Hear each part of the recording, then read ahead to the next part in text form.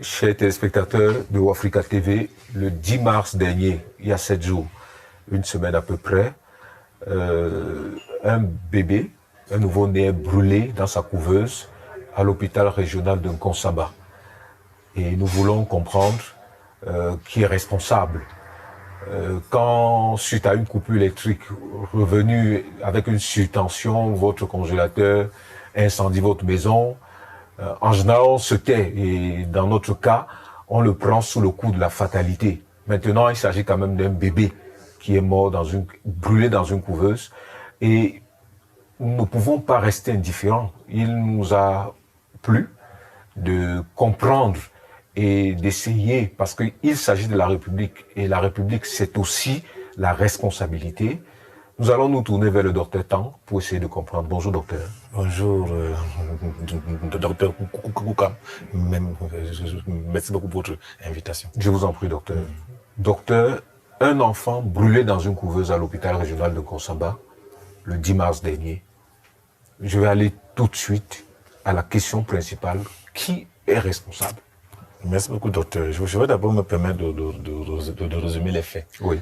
Tout bon juriste résume toujours les faits. Oui. Selon les faits que j'ai récoltés à Jeune Afrique, oui. les gens, on dit que d'après le communiqué du préfet du Mungo, rapporté par Jeune Afrique, la couveuse dans laquelle le nourrisson a été placé a pris feu à la suite des variations de tension sur le réseau électrique.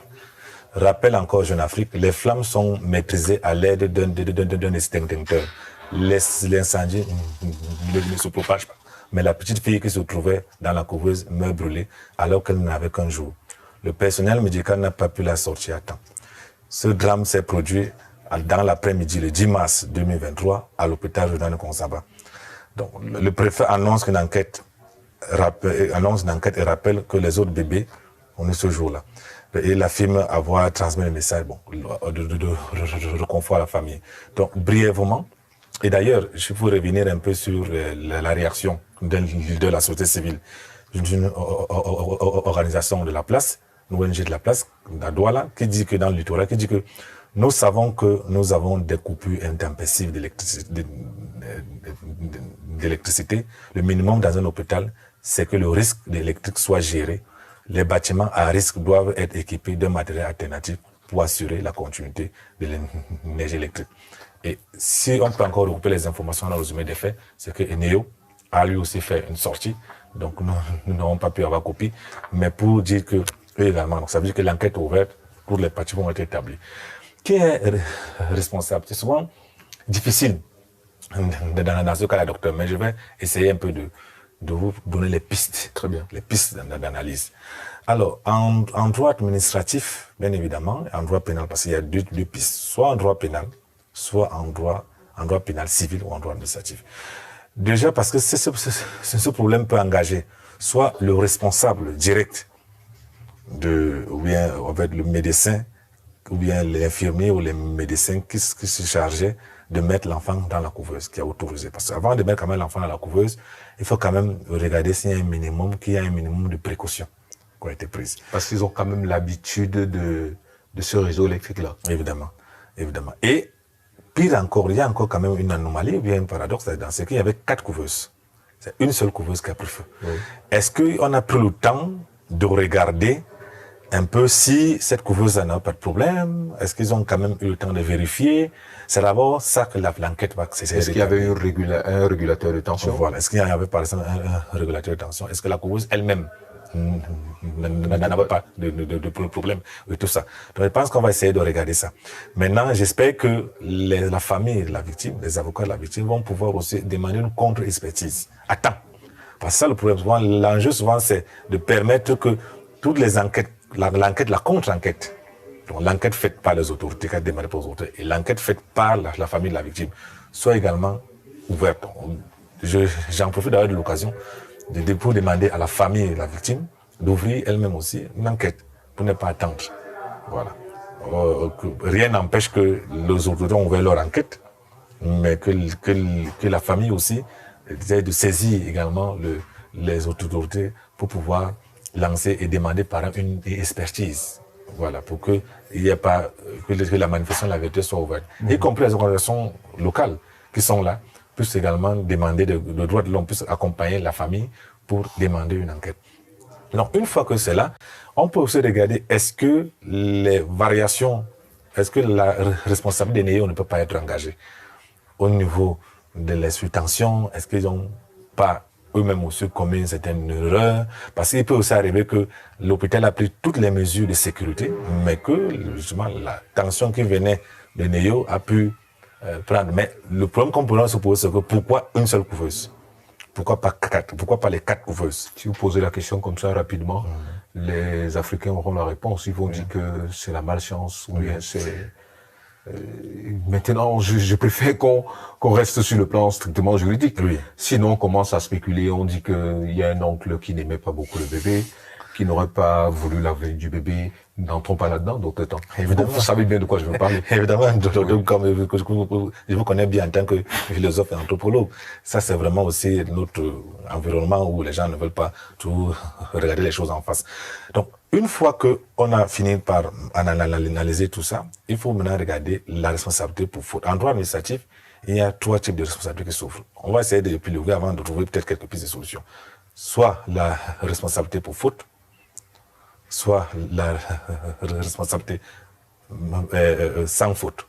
Maintenant, la responsabilité pour faute, ça peut être une faute de service ou une faute personnelle. Imaginons d'abord l'hypothèse d'une faute de service, et qu'une faute commise dans l'exercice de ses fonctions, dans le cadre général de l'exercice de ses fonctions, et qui engage directement l'hôpital, qui dit l'hôpital, puisque l'hôpital n'a pas de personnalité juridique, ça engage l'État, bien évidemment. Donc, d'abord la première hypothèse. Est-ce que l'hôpital a été construit selon les normes de sécurité? Si cette réponse-là est non, on peut engager directement la responsabilité de l'État du Cameroun pour faute. Et donc là, on suppose que l'État n'a pas respecté son engagement. C'est même parce que la responsabilité pour faute, le non-respect d'un engagement. Un engagement contractuel, peut-être un engagement vis-à-vis des autres, de façon globale. Donc, parce que on appelle ça un manquement à une obligation préexistante, pour reprendre la formule de Niol, par exemple. Et on peut aussi engager la responsabilité pour faute, pour manquement, par exemple, pour négligence.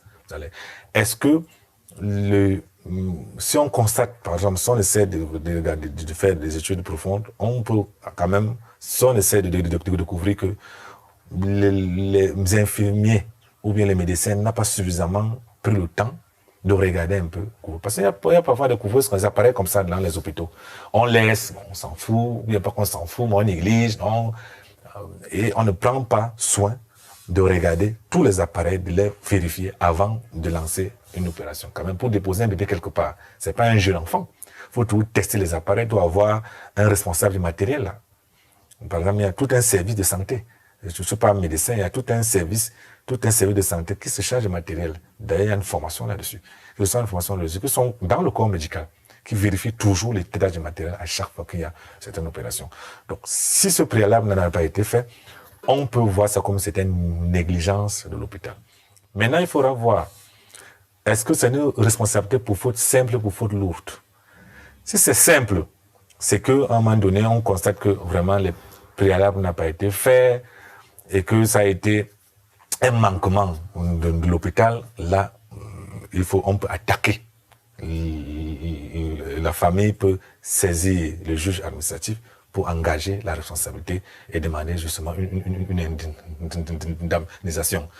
Maintenant, on peut, bon, ça c'est une piste, hein, ça c'est une piste. La famille peut aussi, là, ça dépend des enquêtes. Ça c'est juste les pistes qu'on leur donne. La famille peut aussi engager la responsabilité de l'État sans faute. Et que l'État n'a pas pris le risque, il n'a pas suffisamment retenu pour risque. Est-ce que l'État a pris, l'hôpital a pris vraiment toutes les précautions nécessaires?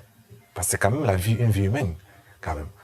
Est-ce que l'hôpital a pris toutes les précautions nécessaires pour que cela n'y arrive pas? Vous voyez que c'est un peu ouvert. Soit par négligence, soit une faute directe, comme on a dit, venant d'un responsable de l'hôpital, que l'hôpital n'a pas pris quand même des mesures, les médecins qui étaient en service n'ont pas pris des précautions, les infirmiers, par exemple, aussi n'ont pas le responsable même du bloc, parce qu'il y a quand même des responsables au niveau du bloc d'urgence qui est là. Il n'a pas pris toutes les mesures, les infirmiers n'ont pas pris les mesures, donc on peut établir la chaîne de responsabilité et voir qui a commis le manquement. Et cela est imputable, même si c'est la faute d'un agent. On dit ici, l'article 2, l'article 3 si vous me permettez, allez-y. La loi numéro 2006/022 du 29 décembre 2006 fixant l'organisation et le fonctionnement du tribunal administratif. On dit à les tribunaux de droit commun connaissent conformément au droit privé de toute autre litige, ou action ou litige, même s'il met en cours les personnes morales énumérées à l'article 2, la responsabilité des dites personnes morales étant à l'égard des tiers substituée de plein droit à celle de leurs agents auteurs des dommages causés dans l'exercice de leurs fonctions. Ça, c'est responsable pour faute. Elle s'étend même aux agents. C'est-à-dire que si c'est l'agent, l'État n'a pas dit non, c'est mon agent qui a commis l'acte, donc ça ne me regarde pas. Non. L'État est responsable, sauf qu'il va peut-être attaquer l'agent après. Oui, on appelle ça action récursoire. Mais répond d'abord, on attaque d'abord l'État pour la faute de ses agents. Ça, c'est le fondement même de l'article 3, alinéa 2 de la loi de 2006 portant l'organisation et le fonctionnement des tribunaux administratifs au Cameroun. Donc, le législateur a été clair là-dessus. Maintenant, c'est ça que j'essayais de démontrer tout à l'heure. Maintenant, il peut aussi arriver que vraiment, on n'arrive pas à voir la chaîne établir la faute de l'agent, donc en plein service. Mais il peut aussi arriver même la faute personnelle. La faute personnelle, vraiment quelque chose qui a été un fait grave, qui a été fait sur les états d'âme. On estime que vraiment, celui qui l'a posé comme acte ne l'a pas fait en tant que vraiment agent. Peut-être qu'il voulait tuer un enfant, c'est une volonté de vouloir tuer, peut-être qu'il l'a fait en dehors du service, mais là, ça s'est fait à l'hôpital. La faute personnelle n'a pas sa place là. C'est vraiment soit une faute de service, donc il faut maintenant regarder la preuve, parce qu'en droit, il faut chercher la preuve. Est-ce que les questions sont simples?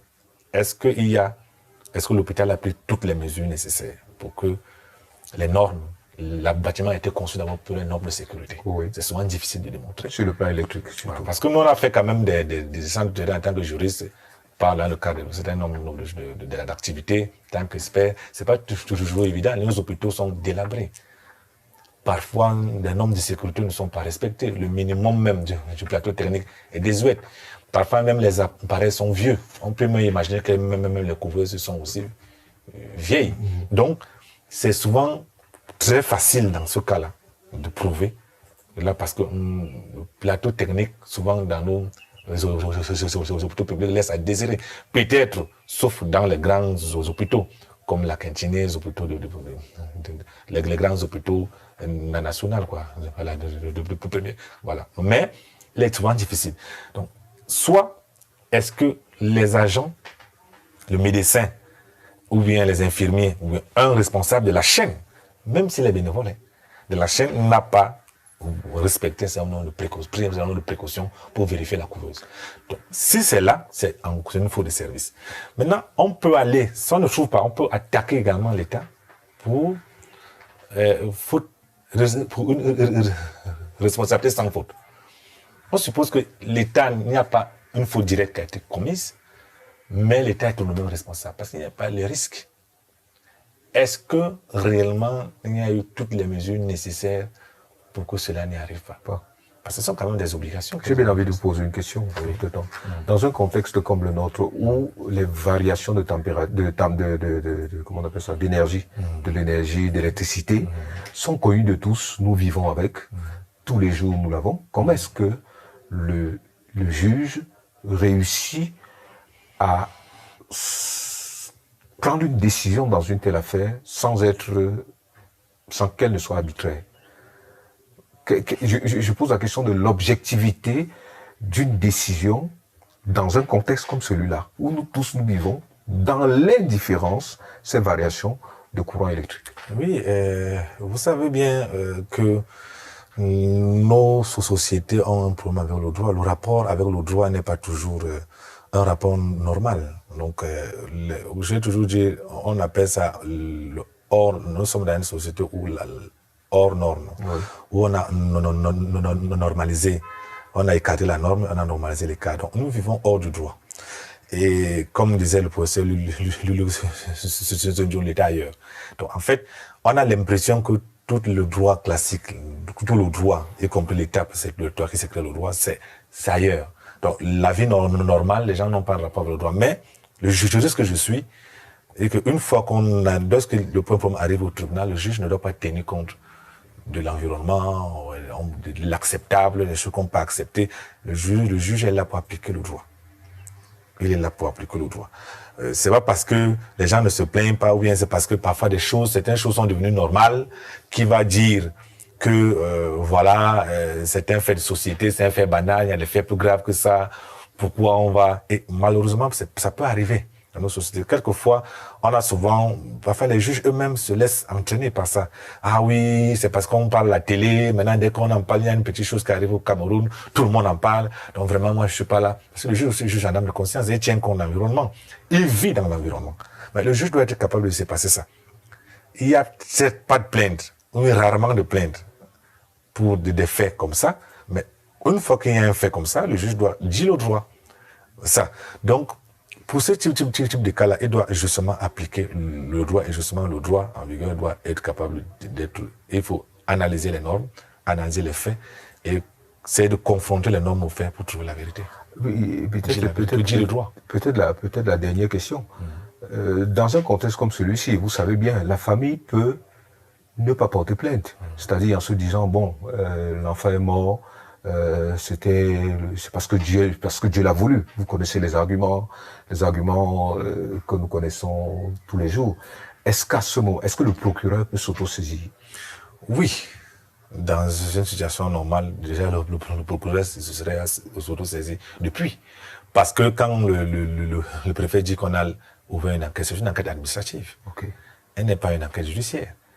Le procureur de la République devrait, en principe, ouvrir une enquête et demander le fait, il doit même déjà communiquer cette affaire. Mais on a l'impression que c'est le préfet qui s'est sorti devant, et parfois même par ignorance, je vois les médias demander au ministre de la Santé de se prononcer. C'est une affaire qui est devenue une affaire judiciaire. Le ministre de la Santé peut se prononcer, d'abord ça le regarde. Oui, là, et parfois pourquoi? Pour trois raisons. Trois raisons peuvent arriver à cela. La première raison, pourquoi la famille ne se saisit pas, peut-être faudrait que j'en profite pour répondre. La famille, pourquoi la famille, parfois, les familles décident de ne pas porter plainte? Pourquoi? Parce que nous avons une société de peur. Ah, mais pourquoi vous venez attaquer l'État? Moi, je ne Est-ce qu'on va réussir? Est-ce qu'on va réussir? Est-ce que je vais pas me créer encore d'autres problèmes? Enfin, on va vous dissuader. Et généralement, pourquoi? Parce que pas des cas comme ça, c'est un arrangement amiable. Nous, on a fait quelquefois des consultations juridiques par le passé pour accompagner les familles, les victimes. Et on se rend compte que parfois la victime vous laisse en plein carrefour. Excusez-moi, je les langages du quartier. Oui, bien sûr, on se comprend. Voilà. Mais il vous laisse en plein carrefour, il vous dit carrément qu'il a désisté, parce qu'il y a eu une négociation, soit par une élite de la famille, qui vous dit, ah non, vraiment, laissez cette affaire, n'entrez pas. Vous n'êtes pas au courant de ce qui s'est passé. Voilà. On ne vient pas vous tenir au courant de ce qui s'est passé. Voilà. Et parfois, même aussi par ignorance. Oui. Nous sommes dans une situation où les gens, parfois même qu'on connaisse le droit, ne l'appliquent pas, parce que le droit est totalement étranger. Donc, mais normalement, comme on avait dit, dans une situation normale, depuis que cette affaire-là, le 10 mars, comme ça fait quand même plus d'une semaine. Oui. Environ une semaine. Pas plus d'une semaine, environ une semaine, le procureur de la République s'auto-saisit. Et justement, on attend le procureur de la République dans ce type de cas. Merci infiniment, docteur. Merci. Merci pour vos explications. Merci, chers téléspectateurs, d'avoir regardé de bout en bout cet élément. N'hésitez pas à toujours venir regarder. Nous avons toujours des capsules pour vous qui vous permettent de comprendre et de vous situer par rapport à l'actualité nationale et internationale. Merci, docteur. Merci aussi, À très bientôt sur Africa TV. Merci.